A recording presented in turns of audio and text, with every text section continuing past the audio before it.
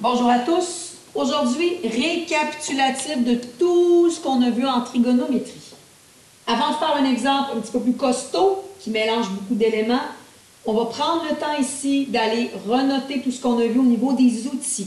C'est vraiment ici une page là, que je vous invite à ne pas oublier, là, vraiment une page référence pour, encore une fois, là, je vous répète, là, pour lister en fait, faire la liste de tout ce qu'on a vu en trigonométrie dans les modules 4 et 5.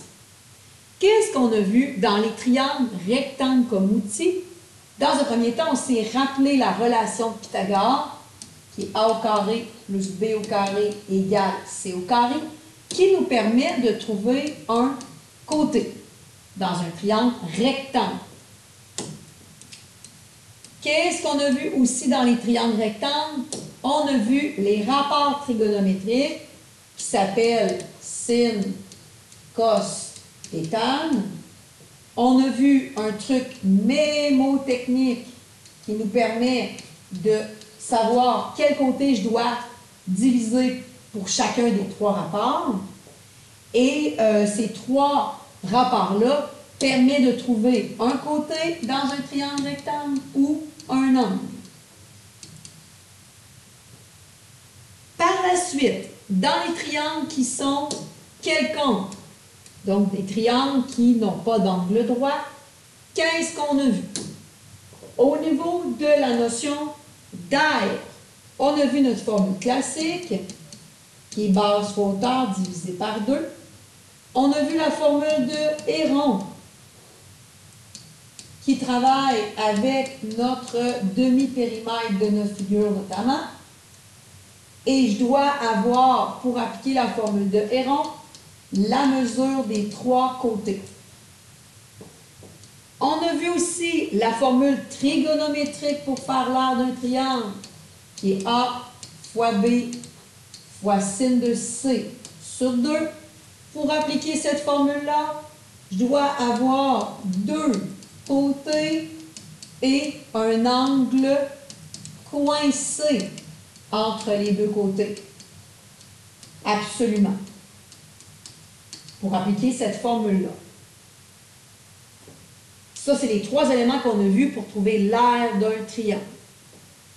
Après ça, pour trouver dans un triangle quelconque un côté ou un angle, on a vu la loi des sinus qui fonctionne, on se le rappelle, en paire. Sin de grand A sur petit a égale sin de grand B sur petit b. La loi des sinus permet de trouver un côté ou un angle dans un triangle qui est quelconque. Par la suite, petit élément aussi dont on se rappelle qu'on a vu dans les dernières années, on sait que la somme des angles intérieurs d'un triangle donne toujours 180 degrés. Ça peut permettre là, de faire un petit calcul rapide pour aller chercher un troisième angle quand on en a déjà deux à l'intérieur. Dernière chose, dernier outil en fait qu'on n'a pas encore utilisé qui permet de nous en sortir si jamais on est coincé. Donc ça, c'est vraiment à faire en dernier recours. Si on a épuisé, on a regardé tous les outils qu'on a vus précédemment et qu'on est coincé, on est cuit, c'est là qu'on va aller abaisser une hauteur. Qu'est-ce que ça veut dire, ça, abaisser une hauteur? Alors, je vous explique ça. On va aller se dessiner un petit triangle, quelconque, peu importe. Allons-y comme ça. Allons-y comme ça. Abaisser une hauteur, qu'est-ce que ça veut dire? Ça veut dire que je trace une hauteur à l'intérieur de mon triangle. Question de créer deux triangles rectangles. Et en créant deux triangles rectangles, bien, on vient se créer des outils supplémentaires pour avancer. Parce que dans les triangles rectangles, on sait, on a sin, cos, tan et on a Pythagore.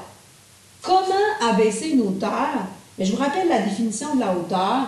On doit partir d'un sommet et s'en aller au côté opposé à 90 degrés. Ça, c'est abaisser une hauteur. Donc, je pars d'un sommet et je m'en vais au côté opposé à 90 degrés. Ce que ça crée, on vient de le dire, ça crée deux triangles rectangles, un petit ici à gauche et un moyen à droite.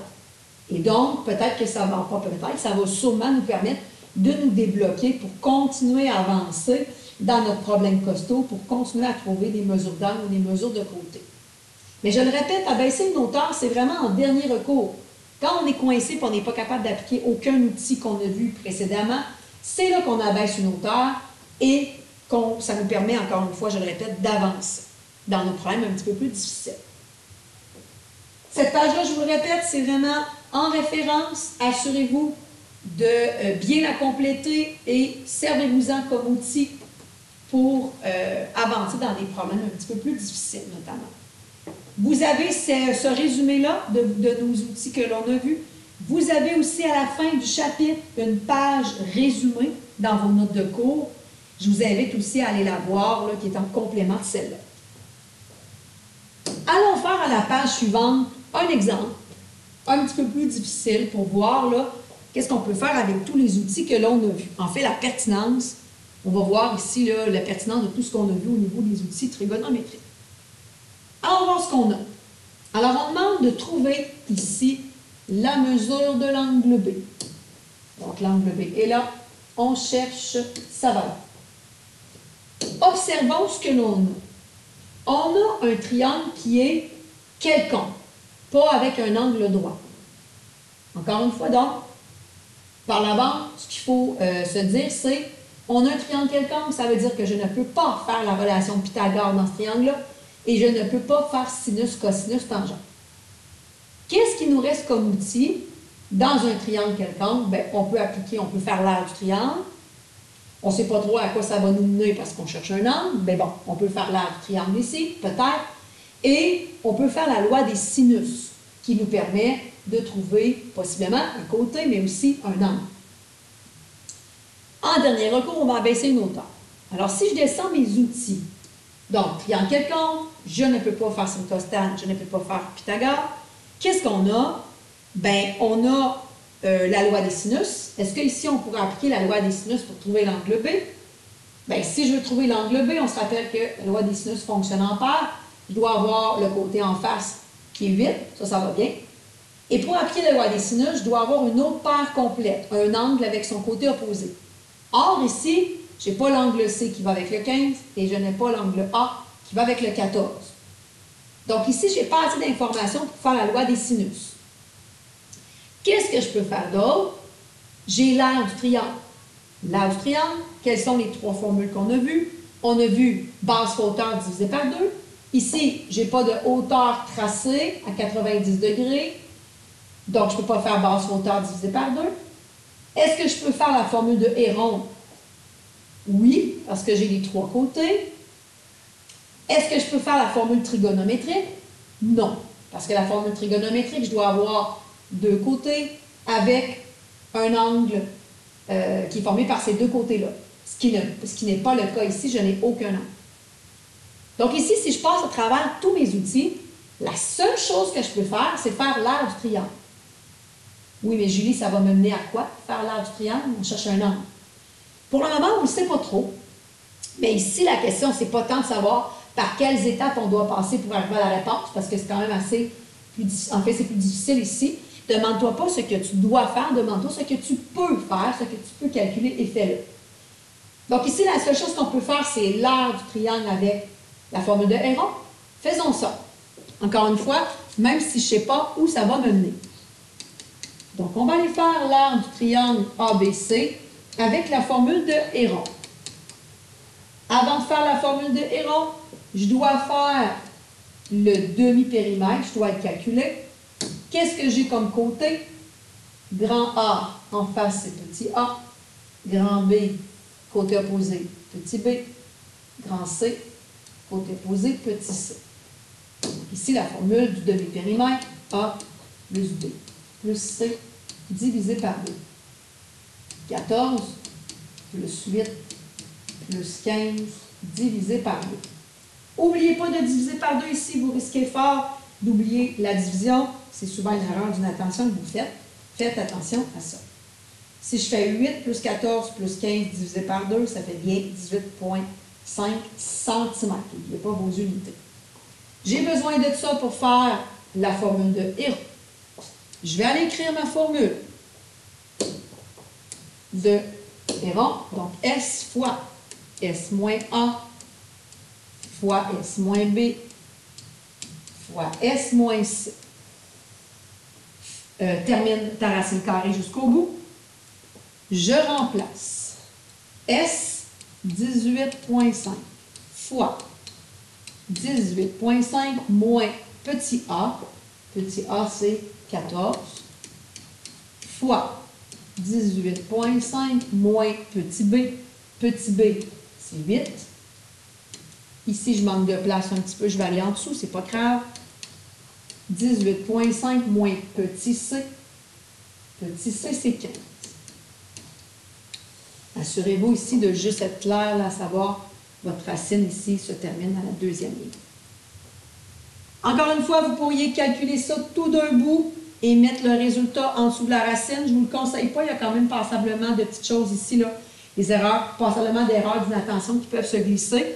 Je vous invite à prendre le temps de calculer vos résultats de vos 3 parenthèses, parce que vous le savez, c'est, en termes de priorité d'opération, la première chose à faire. Donc, je vais aller calculer ma première parenthèse. 18,5 moins 14, ça fait 4,5. 18,5 moins 8, ça fait 10,5. Et 18,5 moins 15, ça fait 3,5. Je ferme, je termine ma racine carrée. Et là, c'est le temps de faire votre multiplication. 18,5 fois 4,5 fois 10,5 fois 3,5. Ici, il n'y a pas de distributivité. Ça fait 3059,44. Chez la racine carrée de ça, vous allez arriver à 55,31. Ici, c'est de l'air, centimètre carré.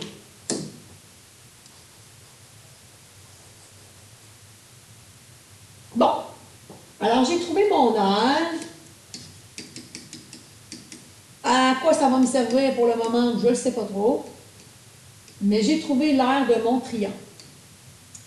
Quand vous avez des problèmes plus costauds comme ça, je vous conseille à chaque fois que vous trouvez une valeur, d'aller mettre cette valeur-là de côté, d'angle ou d'air sur votre dessin, à chacune de vos étapes, question que vous puissiez vous retrouver.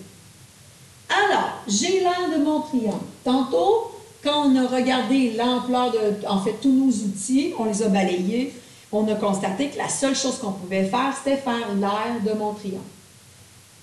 Là, je suis vraiment coincée. La seule chose que je pouvais faire, c'était l'air. Je l'ai fait. Donc là, tous les outils que l'on a vus, je ne peux rien faire de supplémentaire. Qu'est-ce qu'on fait en dernier recours? Qu'est-ce que je viens de vous expliquer?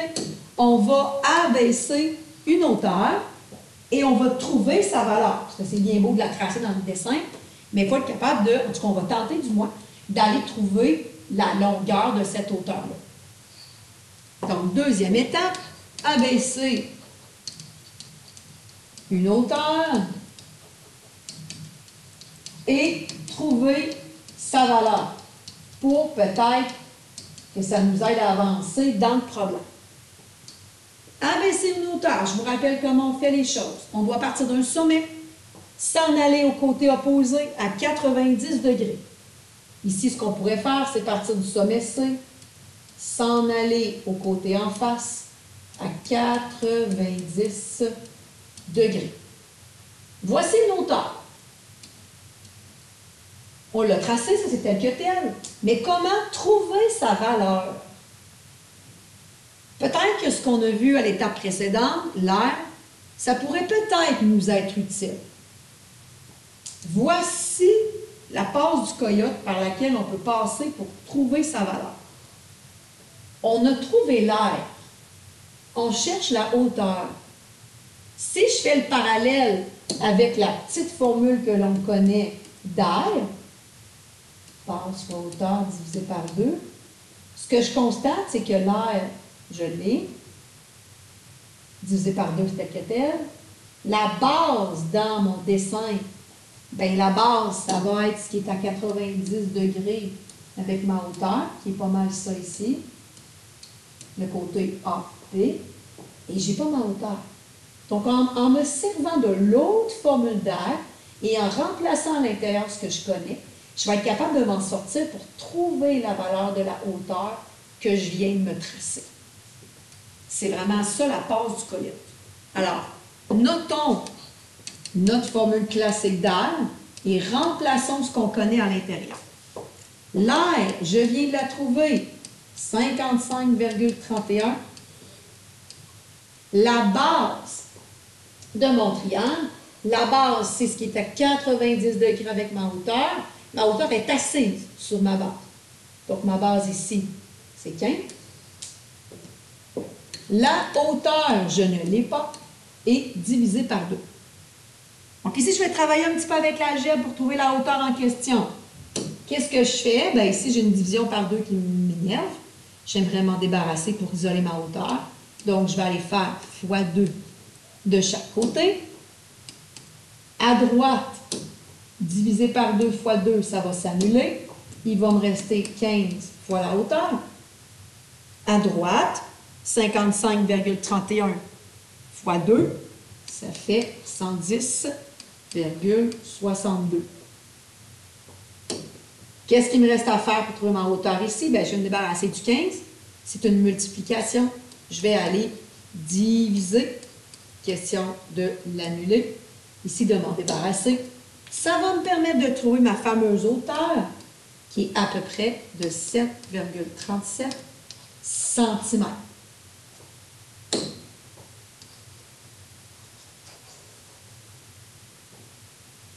« 7,37 cm, c'est ma hauteur. Je vais aller l'inscrire dans mon dessin.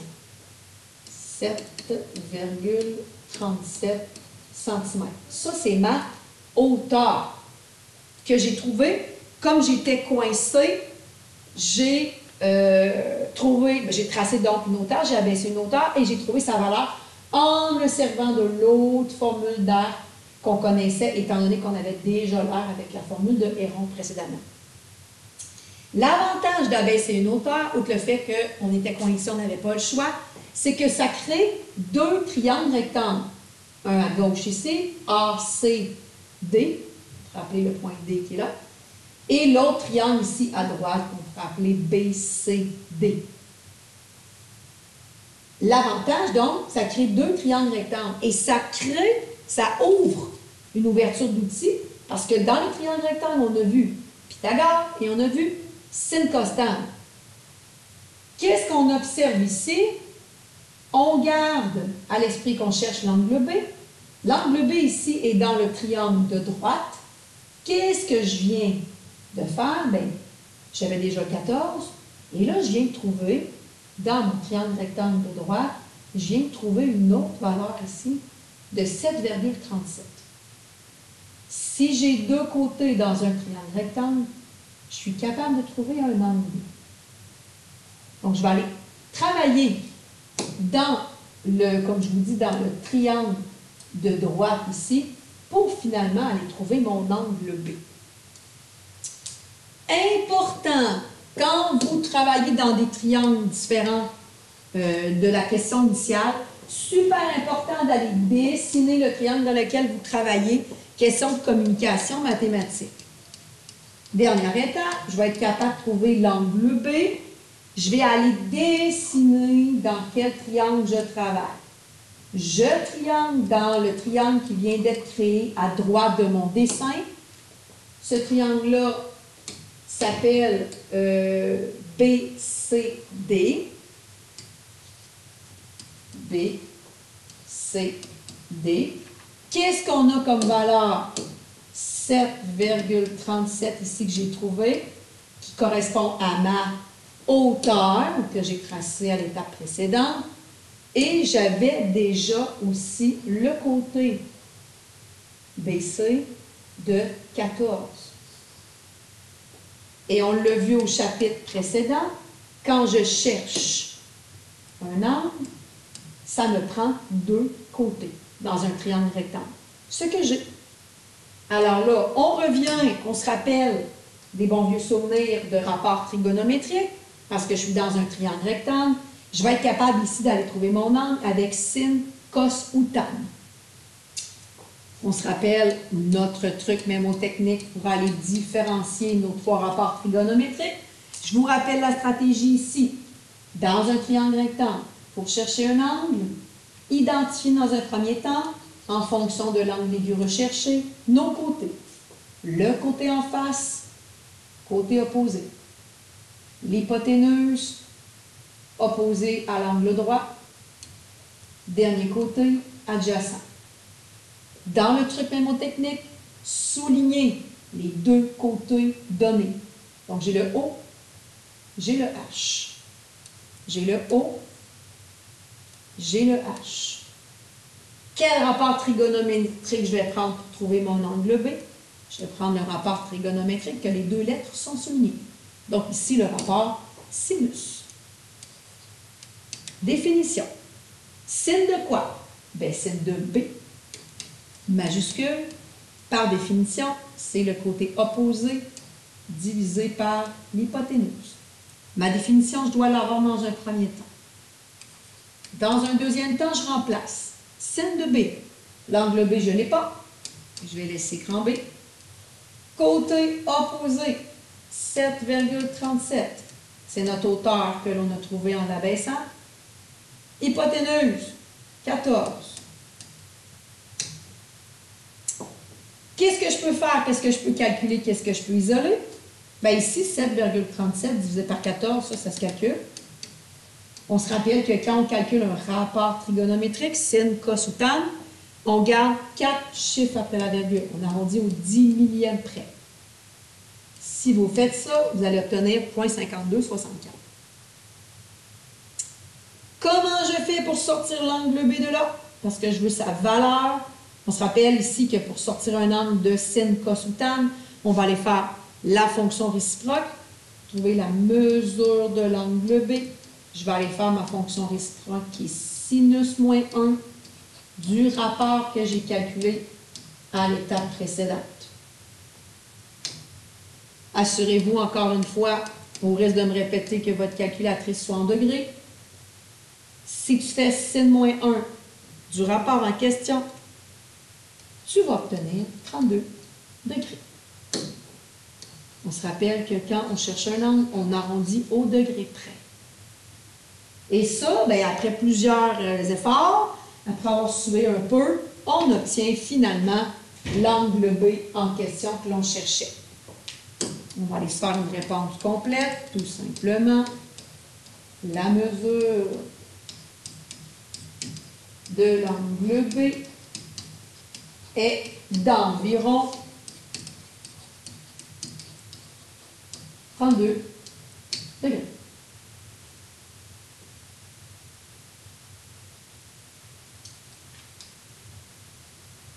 Ici, c'est normal que les problèmes soient un petit peu plus costauds, un petit peu plus difficiles. Parce qu'on mélange vraiment tout ce qu'on a vu au niveau de la trigonométrie.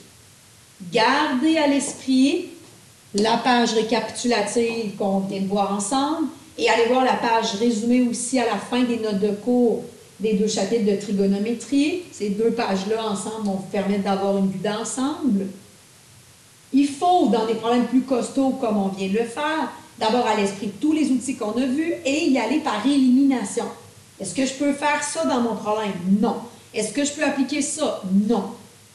Et là, on applique, on calcule des choses que l'on peut calculer, même si on ne sait pas où ça va nous mener.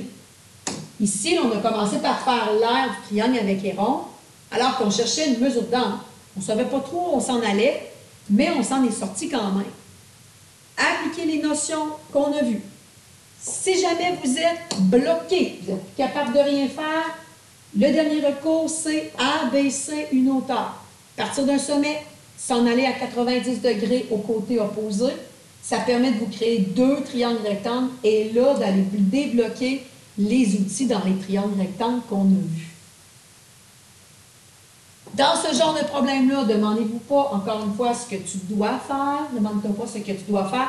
Demande-toi ce que tu peux faire, ce que tu peux calculer et fais-le. Et à chaque étape, repose-toi la question, qu'est-ce que je peux calculer? Et fais-le. Dernière chose que je voulais te dire, si jamais, bien ici, ça risque d'être le cas, tu travailles dans d'autres triangles tels que celui qui a été donné au départ, dessine le triangle dans lequel tu travailles. Au niveau de la communication mathématique, oui, pour que je puisse te suivre, pour aussi pour que tu puisses te suivre, ce qui est d'autant plus important. Je te laisse tenter l'exemple 2 qui est ici, qui est aussi un exemple un peu plus costaud. Assure-toi encore une fois de prendre les notes de cours complétées et de te valider au niveau des étapes, au niveau de la communication mathématique. Mais sache une chose, dans les problèmes plus complexes, comme l'exemple 2 encore une fois ici, il n'y a pas un chemin possible. Il y en a plusieurs. Donc, inquiète-toi pas si tu regardes mon corrigé, tu dis « Oups, je ne suis pas passé par la même place, le même chemin que Julie. » C'est pas grave. Ton chemin peut être tout aussi valable que le mien. Tente l'exemple 2, donc, dans tes notes de cours, valide-toi sur une note de cours complétée. Très bon exercice récapitulatif ici.